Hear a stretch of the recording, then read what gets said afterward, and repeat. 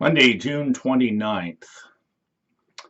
Well, Facebook was in the news again this morning because some major corporations are pulling advertising out of Facebook because they don't like the, the failure of Facebook to contain certain false information and the consequences of that faulty information. They want more regulation. Facebook creates the container. They want Facebook to do more about the contents. Facebook is a kind of loop.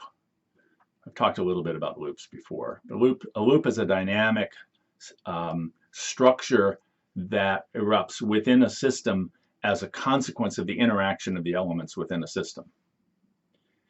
And it's important that we be able to think about reality in terms of loops rather than just in terms of polarities, processes, not polarities. So the process of constructing Facebook, or the interaction between the elements, creates a loop. A conversation is a loop. A corporation is a loop. A family is a loop. A candle is a loop. Your heating and air conditioning system constructs a loop, which is a feedback loop that keeps the temperature within your home or office at a particular set point within a degree or two. And it does that through a feedback process that's called a negative loop. It's a balancing loop.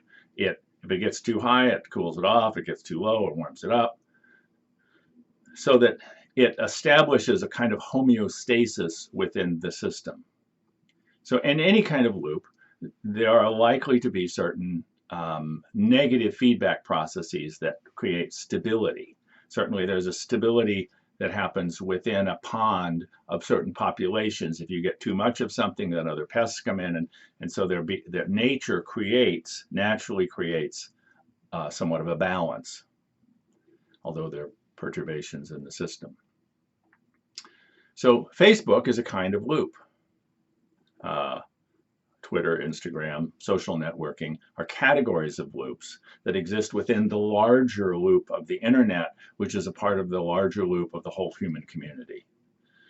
So what's the role of social networking? And to what degree is this a loop that actually has built into it self-limiting features so that it creates a kind of homeostasis? What's the goal? What is it trying to create?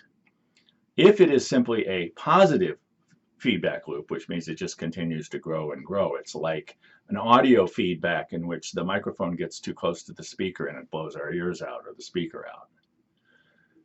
The US economy is a positive loop, or understood to be. It's going to continue to grow and grow and grow, which is, of course, problematic since we live in a finite world. But we haven't really figured out with social media broadly, and in this case with Facebook in particular, whether or not there are ways in which we want it to be aimed at a particular set point. Is there a goal for what this is intended to do? Or is this just a way for interaction and it's going to find its own way? It's going to become self-limiting. It's going to become self-conscious and self-regulating in some way. Frankly, I don't see anything built into Facebook that's going to make that happen. I don't see a way for that to happen without some kind of external regulation. And we haven't figured out what it is we want that to look like, because we want to be able to balance being factual with freedom of speech. And so we're in the midst of trying to figure out how it is that we're going to do this. I think it's worthwhile for us to pay attention to this and understand how it is that loops and systems more broadly function, so we can be consciously making the choices about how we fit into that system.